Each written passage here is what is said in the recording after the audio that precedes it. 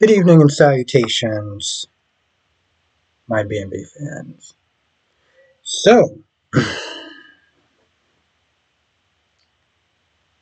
where do I start off first? Steffi comes into the room and see Brooke, Hope, and Carter just kind of standing there. Like they stopped talking the minute that she got in the room. She's like, all right, what's going on? And so I think it was Brooke that was like, oh yeah, we're just sitting there talking about Carter and his ideas and everything like that, and um Steffi's like, hey, listen, they're great ideas, but, she's pretty much still against them. And she kind of lets Carter and everyone else in the room know that Eric and Ridge aren't exactly on board. She doesn't get into specifics, so Carter's like, all right, cool, I'll sit there and talk to her. I'll sit there and talk to them. They talk for a little bit. At some point, Steffi wants to sit there and have a one-on-one conversation with Hope. So Carter and Brooke go into the other room. You know, I kind of want to apologize because sometimes I feel like I'm saying the exact same thing that Bold and the Beautiful does with the recycled dialogue.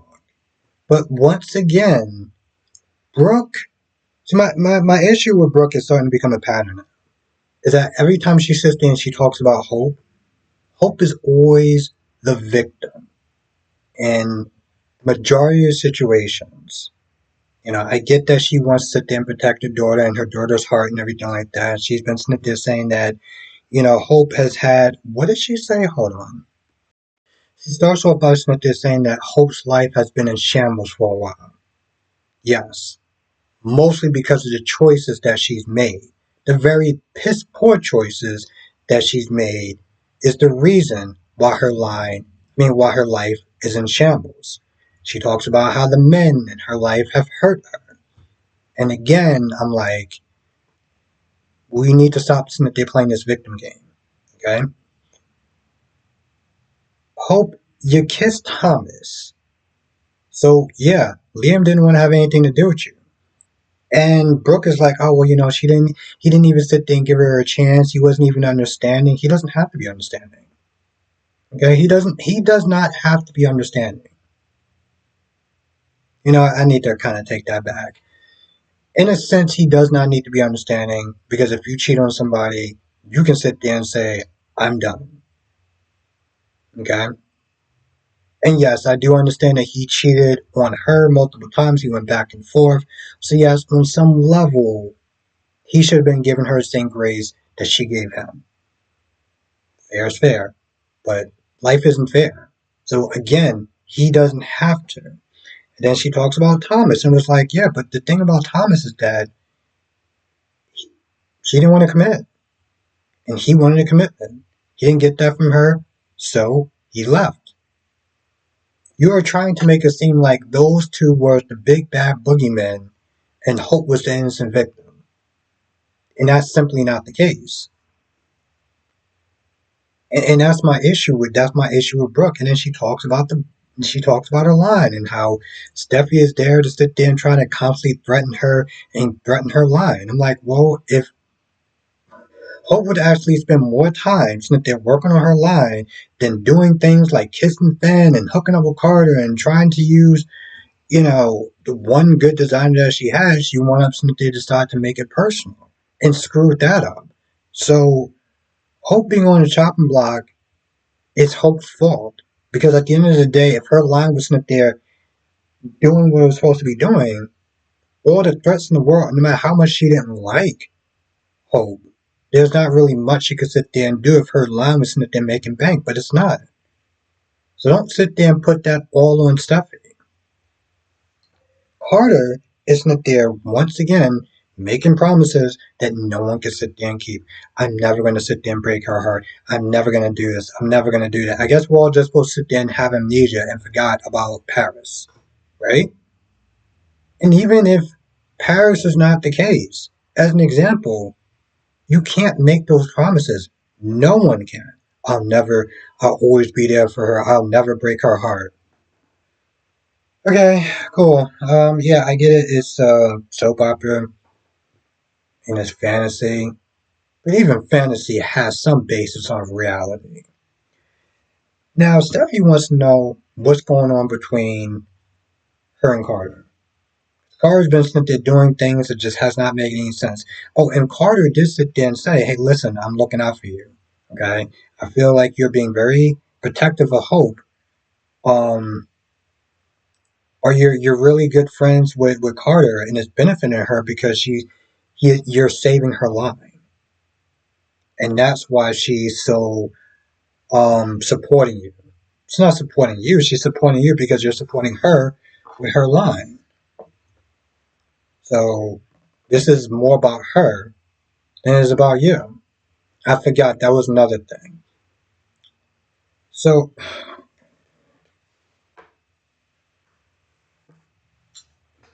um anyway, they get into it and at some point they bring up Finn. And she's like, listen, the only reason why you're still here, is because, well, pretty much she was like, hey, listen, you cross the line, you do anything to step out of bounds, and your line is done. Now, Carter came in on the tail end of that conversation. But what it came across as her abusing her power, her threatening her to keep her in line. And she didn't like that. I mean, he didn't like that. He didn't like Steffi talking down to her. So he came in and he was like, are you sitting there using your position of power as co-CEO to threaten her? You know? Because he's like, that's unacceptable.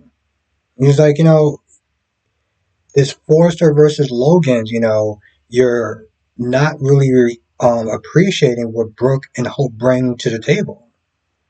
And he just starts reaming her out at this point. And then Steffi's like, at the end of the day, just remember, I am your boss. Okay? So bottom line, what she just did was put him in his place. And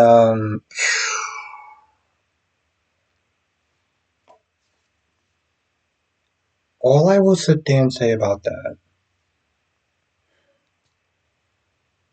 optics will play a factor into how you see some of the comments online.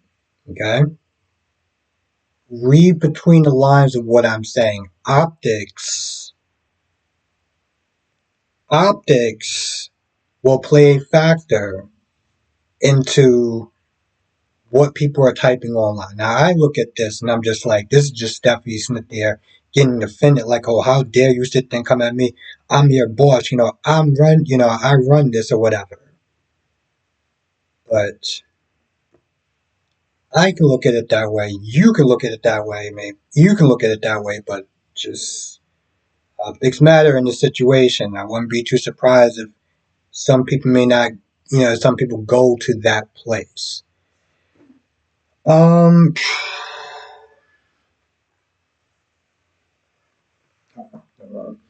um, Eric Eric and Ridge are sitting there talking about Carter's ideas, and pretty much they're like, yeah, they sound really nice and cool and everything, but that ain't us. We ain't doing that. And then Electra and Ivy come in, and long story short, they pitched their idea, and he's like, okay, cool. And Ivy's like, yo, listen, I mean, Steffi said no, so I don't know if we should. And Ridge is like, no, I want to know. So he takes a look at the portfolio, the pitch, and everything like that. He's like, you're in. Now, as much as Steffi has been annoying me, as she has, there's a certain level of disrespect, right? I get the hierarchy of your co-CEO, but Ridge is still CEO of the company. So he does get final say, but every time you sit, and this isn't the first time he's went over her head and decided, yeah, we're going to do this, and then say, oh, I'll talk to her later on. What does that show? As her in second command, that just basically means that anytime that they have a problem with Steffi, oh, F her, I'm just going to go around her. And that ain't cool. And that's literally what Ridge did. Ridge and Eric were both like, yep, we're in. The jewelry line's a go. And I'll talk to Stephanie.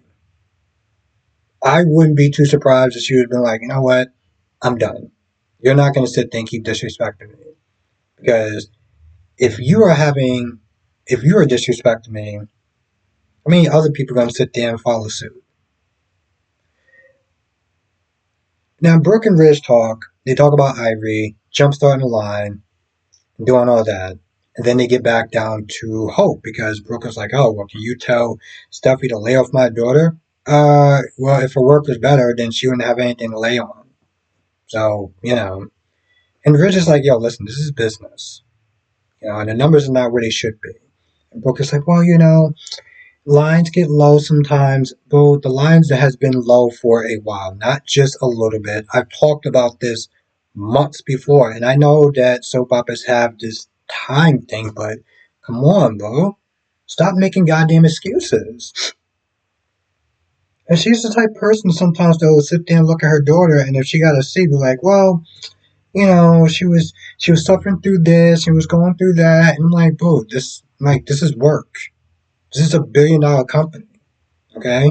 You can't sit there and keep using these asinine as excuses of, well, sometimes not. No. This isn't charity. And that's why you need to say this is business. And same thing with his daughter. It's like, yo, listen, my daughter is making a business decision. It's not personal. Same thing with Carter. Which is really out of pocket because, yeah, I can see some people being like, yo, listen, you're a numbers guy. You already said way back a couple of months ago that we should cancel this because it's not good numbers wise. You just threw that all away because you're snipped thinking with your second brain. Because, that's always really led men to good decisions, right? Yeah, I'm guilty of that too. So, I think that's about it. Anyway, I'm not going to do a live tonight. I'm just going to sit there and just kind of rest up. But we'll be back tomorrow, though. We'll be back tomorrow. And Thursday is Halloween. And if everything goes well and the stars align and everything like that, we're going to be doing a special collab live stream. The theme is going to be villains. Favorite best villains of soap operas. And I gotta give credit to Dolomitis because he's the one that actually came up with that idea. So it's gonna be a couple of people that's gonna be doing a collab with me, live streaming, the usual time, and it should be fun. But I will sit there and keep you posted. Always check the community tab because that's where I let people know what's what time, and things of that nature. Share this video because it'll help. I'm putting out this video a little bit late. So, yeah, sharing this video will definitely help. Anyway, with that being said, I'm going to go. I'll see you in the next video. I don't like it being on 13. I'm just going to do nothing until I get to 14. Yeah, I'm kind of superstitious. You know what I mean. Alright, I'll sit there and see you in the next video. And tomorrow's live stream.